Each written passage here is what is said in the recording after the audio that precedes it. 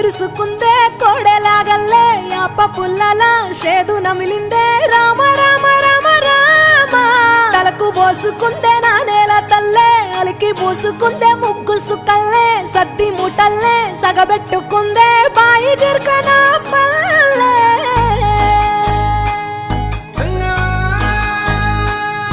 ఏ తెల్ల తెల్లని పాలధారలల్ల పల్లె తెల్లారుతుంటదిరా గుళ్ళోని గంటలు కాడెట్ల మెడలోన జంటగా మోగుతూ ఉంటాయిరా